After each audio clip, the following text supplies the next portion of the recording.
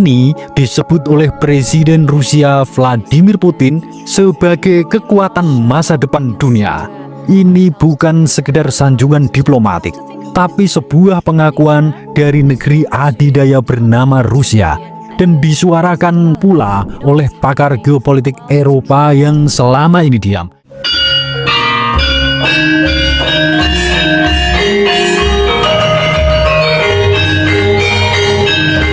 Assalamualaikum warahmatullahi wabarakatuh. Salam waras-waras wae. Indonesia, negara yang dulu dijajah selama 350 tahun, yang sering dicap miskin, tertinggal, dan negara yang dipenuhi konflik, kini disebut oleh Presiden Rusia Vladimir Putin sebagai kekuatan masa depan dunia. Ini bukan sekedar sanjungan diplomatik, tapi sebuah pengakuan dari negeri adidaya bernama Rusia, dan disuarakan pula oleh pakar geopolitik Eropa yang selama ini diam. Indonesia, ya, negara kita, negeri para leluhur, negeri yang sering diremehkan bahkan oleh bangsanya sendiri, kini disebut-sebut akan bangkit dan mengguncang tatanan global. Apa sebenarnya yang dilihat oleh mereka? Mengapa Putin dan pakar geopolitik Eropa justru yakin akan kebangkitan Indonesia? Kita akan bongkar satu persatu secara mendalam, dan setelah ini kita akan melihat Indonesia dengan cara yang sama lagi. Sebelum kita bedah satu persatu, silahkan tulis doa dan harapan kita semua untuk negeri ini di kolom komentar. Dan bagi sedulurku yang muslim, jangan lupa tulis sholawat. Semoga doa-doa kita semua terkabul. Yang pertama, Indonesia antara cita-cita dan kenyataan. Kita akui dengan jujur, banyak dari kita merasa skeptis dengan masa depan Indonesia. Kita sering membandingkan Indonesia dengan negara-negara seperti Jepang, Korea, dan Singapura yang terlihat lebih rapi, modern, dan maju. Apalagi kalau melihat konten-konten media sosial yang muncul, kebanyakan potret kemiskinan, kriminalitas, dan keluhan hidup kelas menengah ke bawah lebih sering diekspos. Padahal kelas menengah ke atas di Indonesia punya kekuatan yang tidak bisa diremehkan. Mereka jarang muncul di TV, tapi mereka ada dan jumlahnya tidak sedikit. Seorang pria Perancis yang tinggal di Indonesia selama 3 tahun pernah berkata, dia tidak melihat kemiskinan, dia melihat semangat juang yang tinggi. Dan itu adalah tanda pertama dari kebangkitan sebuah bangsa. Yang kedua, bukti-bukti besar yang diabaikan. Bagi pakar geopolitik dunia, mereka tidak hanya melihat GDP atau statistik. Mereka melihat pola, energi, dan arah gerak. Lihat bagaimana infrastruktur Indonesia berkembang cepat. Jalan tol, bandara, pelabuhan kereta cepat.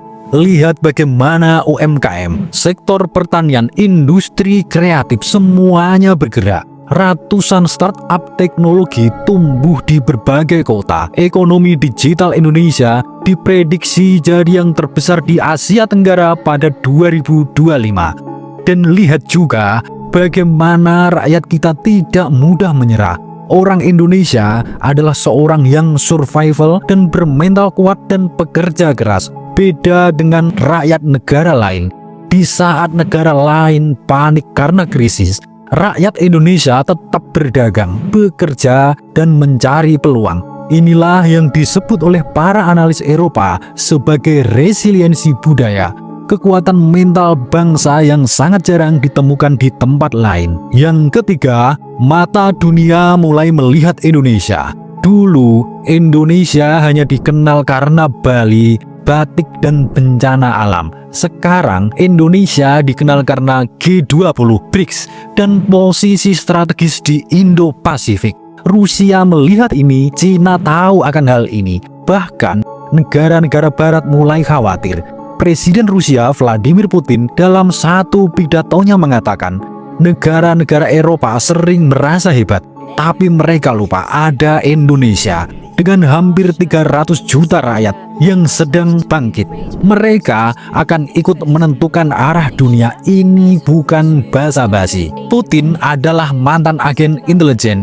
Ia tahu apa yang ia bicarakan. Kalau dia menyebut Indonesia sebagai kekuatan masa depan, itu artinya Indonesia bukan lagi negara yang patut disepelekan. Yang keempat, pakar geopolitik Eropa berkata, kami selama ini salah besar. Bukan hanya Putin, sejumlah pakar geopolitik Eropa juga mulai buka suara. Mereka akui selama ini media barat terlalu lama menyebarkan narasi Indonesia sebagai negara miskin. Narasi itu digunakan untuk mempertahankan dominasi ekonomi dan budaya. Tapi ketika mereka sendiri menginjakkan kaki di Indonesia, mereka kaget. Di sini mereka lihat anak-anak muda dengan kreativitas luar biasa. Mereka lihat petani, nelayan, sopir ojol, semua bekerja dengan keras tanpa banyak mengeluh.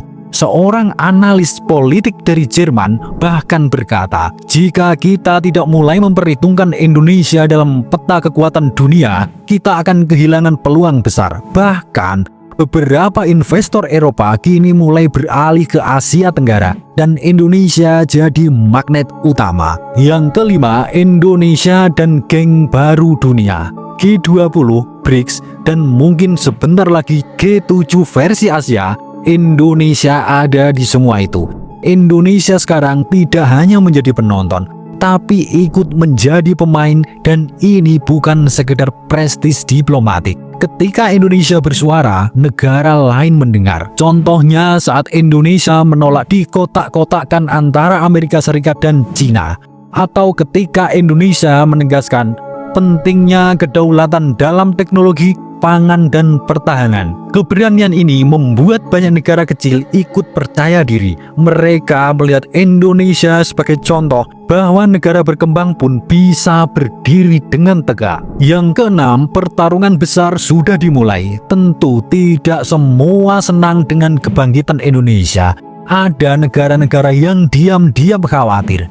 Mereka mulai menyebar propaganda, memainkan isu dalam negeri, bahkan menggoda elit lokal agar tetap diam dan tidak menantang status quo. Tapi sekarang zaman sudah berubah. Rakyat Indonesia semakin cerdas, semakin kritis, dan mereka mulai sadar bahwa bangsa ini tidak perlu terus dijadikan pasar saja. Indonesia adalah produsen, pemain, dan penentu, dan pertarungan besar itu sudah dimulai antara yang ingin Indonesia bangkit dan yang ingin Indonesia tetap tertinggal. Yang ketujuh, apa sebenarnya yang dilihat Putin dan pakar Eropa? Mari kita simpulkan. Apa yang sebenarnya mereka lihat dari Indonesia? Yang pertama, jumlah penduduk yang besar dan muda. Lebih dari 190 juta penduduk Indonesia berusia di bawah 40 tahun. Ini adalah kekuatan produktif luar biasa. Yang kedua, lokasi geografis yang strategis. Terletak di jalur pelayaran tersibuk dunia, menghubungkan Asia, Australia, dan Eropa. Yang ketiga, sumber daya alam yang melimpah. Dari nikel, emas, gas alam, sampai energi hijau, Indonesia punya semuanya. Yang keempat, stabilitas politik yang relatif aman dibanding negara-negara lain. Indonesia mampu menjaga demokrasi dan stabilitas sosial yang baik. Yang kelima, budaya spiritual dan kolektif yang kuat. Semangat gotong royong, kearifan lokal, dan nilai-nilai leluhur menjadi daya tahan budaya yang jarang ditemukan. Itulah mengapa mereka yakin Indonesia bukan hanya akan bangkit, tapi bisa menjadi pusat kekuatan dunia yang baru. Yang kedelapan, benarkah ini ramalan yang jadi kenyataan? Kalau kita buka lembaran sejarah dan spiritualitas Nusantara, Raja Jayabaya dari Kediri pernah meramalkan bahwa akan datang masa ketika Indonesia akan bangkit setelah masa penderitaan panjang. Negeri ini akan menjadi pusat peradaban baru ketika bangsa asing tak lagi menindas. dan rakyatnya kembali mencintai tanahnya sendiri. Kata-kata ini menggema kembali di era sekarang. Ketika dunia berubah, ketika pusat kekuatan bergeser dari barat ke timur, Indonesia tidak lagi hanya jadi pengikut, tapi mulai jadi pemimpin. Yang kesembilan, Indonesia akan mengalami kebangkitan yang tak terbendung. Bangsa ini sudah lama terluka, tapi tidak pernah mati. Bangsa ini pernah tertindas, tapi tak pernah menyerah. Dan kini dunia mulai melihat.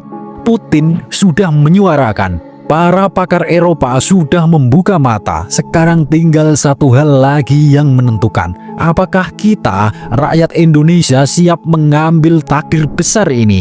Karena kebangkitan itu tidak akan datang dari luar. Ia lahir dari dalam, dari semangat, dari kerja keras, dari keyakinan bahwa Indonesia memang ditakdirkan untuk besar. Suradira Jaya Ningrat lebur dening pangastuti. Wassalamualaikum warahmatullahi wabarakatuh.